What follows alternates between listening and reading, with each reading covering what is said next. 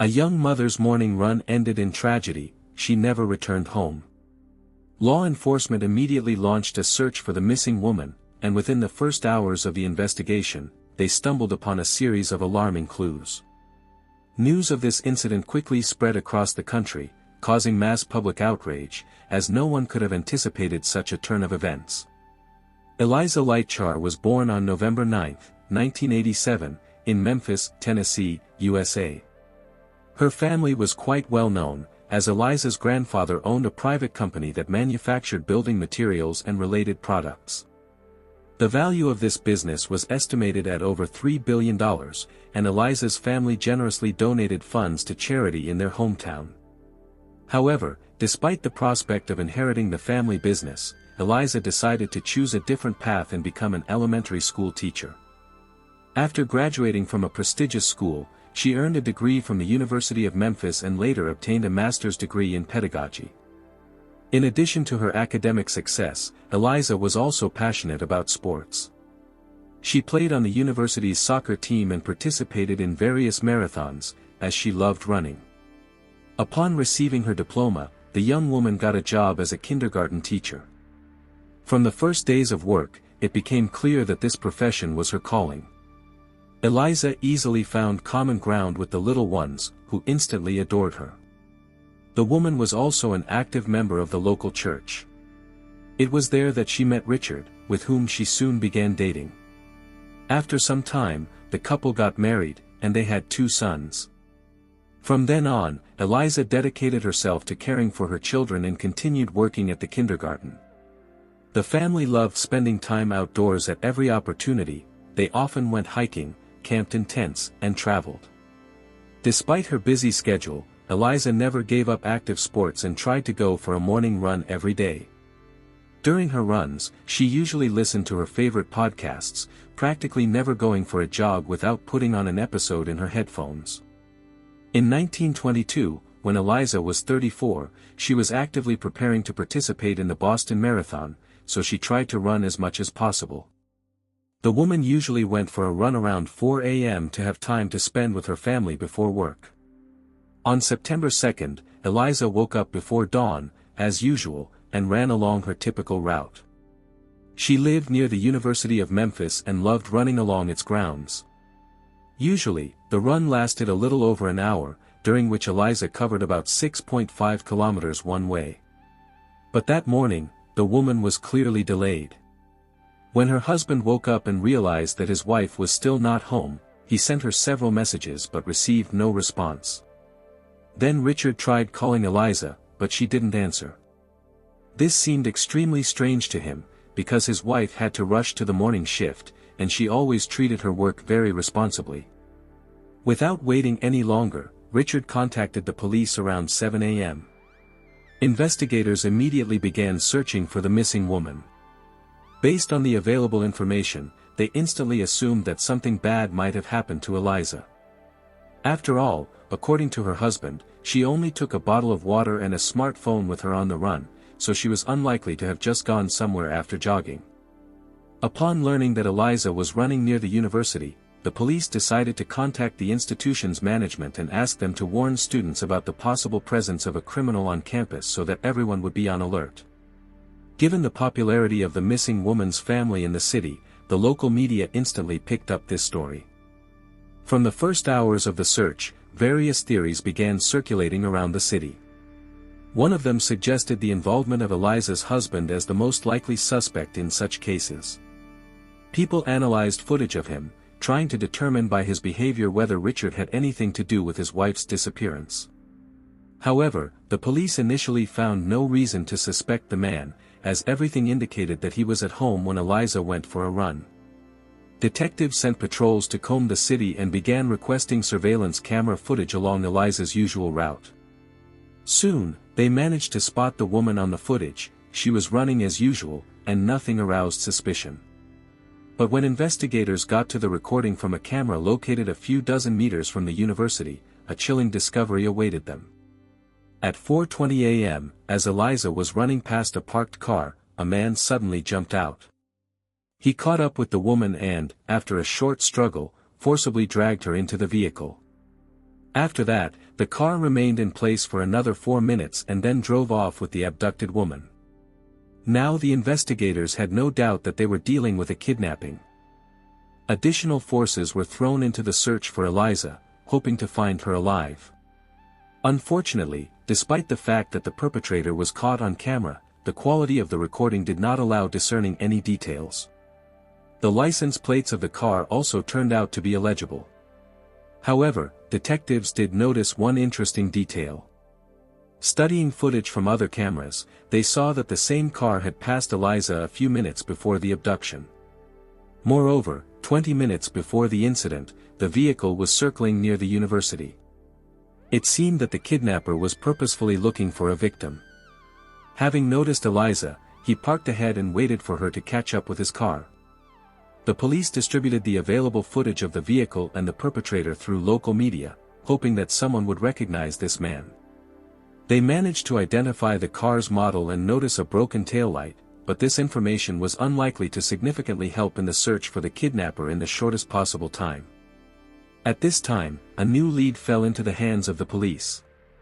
It turned out that in the morning, a witness found a water bottle and a smartphone lying by the road, about 12 kilometers from the place of Eliza's abduction. He handed these items over to law enforcement, but it took several hours to establish their connection to the woman's disappearance. With the help of the victim's relatives, detectives found out that the found phone belonged to her. Everything indicated that the kidnapper had thrown these items out of the car window. But in addition to the bottle and smartphone, something else was lying nearby: men's flip-flops. The police had almost no doubt that they were thrown out together with Eliza's belongings, although it seemed strange. Why would the perpetrator get rid of his own shoes? Investigators assumed that blood could have gotten on the flip-flops, so the criminal decided to dispose of this evidence. Moreover, if the kidnapper wore them on his bare feet, traces of his DNA must have remained on the footwear. So the find was sent to the forensic laboratory.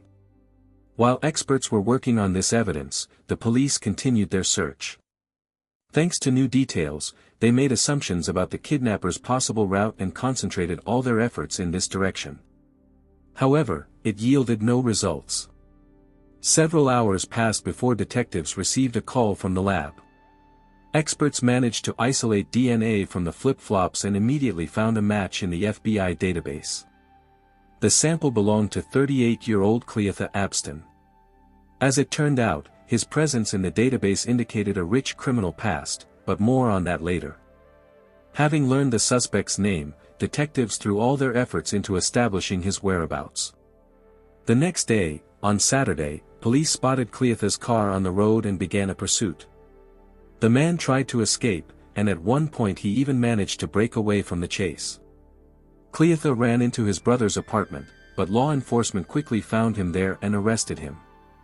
The suspect was immediately taken for interrogation, where he denied any involvement in Eliza's kidnapping and claimed he did not understand why he was detained.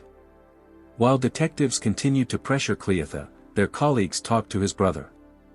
From him, they managed to learn some interesting details. According to the brother, on the day of Eliza's disappearance, Cleotha showed up at his place, threw his clothes into the washing machine, and set about thoroughly washing his car, which seemed quite suspicious. Investigators obtained permission to search the vehicle and the suspect's relatives' dwelling, hoping to find some evidence. Although nothing significant was found in the apartment, the police still arrested Cleotha's brother for storing illegal weapons and prohibited substances. As for the car, experts found traces of blood in it, which, according to the analysis results, belonged to Eliza. However, even after this discovery, Cleotha continued to deny his guilt and refused to say what happened to the abducted woman. Detectives found themselves at a dead end again, no closer to figuring out Eliza's whereabouts. Although they did not give up hope of finding her alive, this probability was fading with each passing hour. The search continued until Monday when investigators received an alarming call from their colleagues. In the evening, the body of a woman was found in tall grass on an abandoned site. The location of the find was just a few hundred meters from where the victim's smartphone had been previously discovered. Investigators had almost no doubt that the body belonged to the missing Eliza but had to wait for official confirmation until the next day before announcing it. Medical examiners noted numerous abrasions on the body and a fatal gunshot wound to the head. In addition, the victim was not wearing her sports shorts, which were later found in a nearby dumpster. However, the investigation refrained from commenting on possible sexual assault. Despite Cleotha's constant denials, the evidence collected was more than enough to charge him with intentional homicide. Given the close media attention to this case, thousands of Memphis residents followed its progress. The news of Eliza's death initially sparked a wave of outrage, which quickly turned into outright fury and discontent with the work of law enforcement. The reason for this reaction was the publication of Cleotha's criminal past. He first came to the attention of the police at the age of 11, when he was sent to a juvenile detention center for robbery. But this was just the beginning. From the ages of 11 to 16, the boy was arrested 16 more times for both minor offenses and more serious crimes such as illegal possession of weapons, assaults, and participation in a gang.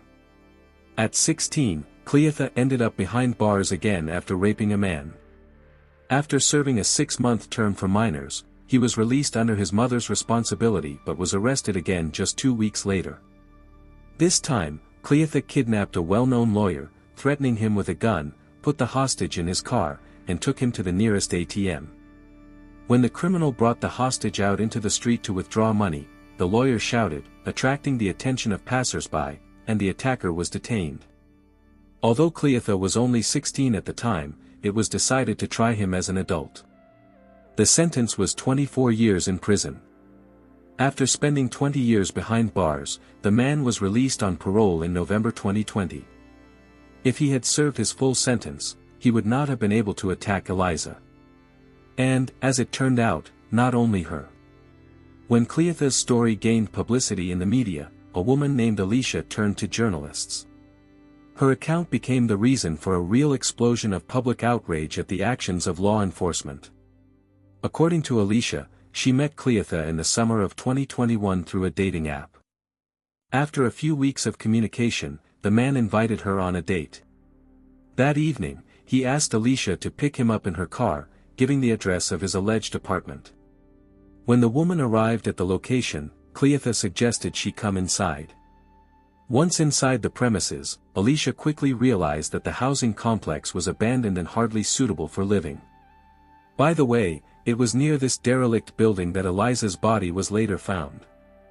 As soon as Alicia crossed the threshold of the apartment, Cleotha pulled out a gun, took her to the car, and at that time, the woman was 4 months pregnant, which she informed the attacker about, but it did not stop him. After committing the act, Cleotha disappeared, and Alicia went to the hospital and reported the rape to the police.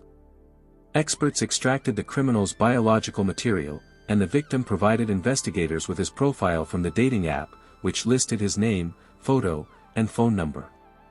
At this stage, a logical question arises: if everything Alicia described happened more than a year before the attack on Eliza and the police had all the necessary data to arrest the suspect, why was Cleotha still at large? The answer turned out to be surprisingly simple: law enforcement simply did not have time to bring the case to an end, although they had enough time to do so. Moreover, they did not even enter the DNA obtained from the victim into the FBI database. This was done only after Eliza's murder. In response to a barrage of public criticism, the police justified themselves by a lack of personnel, due to which they allegedly could not arrest Cleotha for a whole year. Thus, the system failed Eliza twice, first by releasing a dangerous criminal 4 years ahead of his term, and then by allowing him to evade responsibility for over a year despite undeniable evidence of guilt. By the way, when Alicia, having lost hope for justice, filed a lawsuit against the city, her claim was rejected. After Eliza's death, Cleotha was charged with additional rape. But it changed little, as the suspect was already in custody, and the prosecution immediately stated that it would not seek the death penalty. Cleotha himself continued to refuse to admit his guilt, and his family, particularly his mother, continued to support the man. In a comment to journalists, she stated that she considered her son innocent, as he had told her that he had not killed anyone. The woman added that Cleotha was a good and kind person. Interestingly, the incident with Alicia was not Cleotha's last crime before the attack on Eliza. The day before her murder, the man, who worked for a cleaning company, arrived at a movie theater for a night shift. Closer to the evening, one of his colleagues discovered that 2 of her credit cards were missing, and money was being withdrawn from them. After reviewing the surveillance camera footage, the employee saw Cleotha stealing her cards. Moreover, he was wearing the same sandals that were later found discarded along with Eliza's phone. Unfortunately, the woman did not have time to contact the police, and these charges were added to Cleotha's long list of crimes only after Eliza's murder. Eventually, the suspect was sent to prison to await a series of trials. In May 2024, the first trial took place, over Cleotha in the case of Alicia's rape. The man was sentenced to 80 years in prison. Then the second trial began, where the prosecutors also did not demand the death penalty. Instead, Cleotha was offered a deal, to plead guilty in exchange for life imprisonment without the right to early release. The defendant agreed to this proposal. In October 2024, he was sentenced, and Cleotha went behind bars for the rest of his days. Thus, the man managed to avoid the death penalty, but at least he would never be able to harm others again. This case became another example of how the ineptitude of the police and the correctional system unintentionally provided a dangerous criminal with the opportunity to get out and continue committing serious crimes despite all the grounds to keep him locked up. Finally, it is worth mentioning that in memory of Eliza, several thousand people gathered together and covered the same route on which she was kidnapped. They wanted to symbolically complete her last run. I look forward to hearing your thoughts in the comments. Don't forget to subscribe to the channel and hit the like button. Until next time, friends.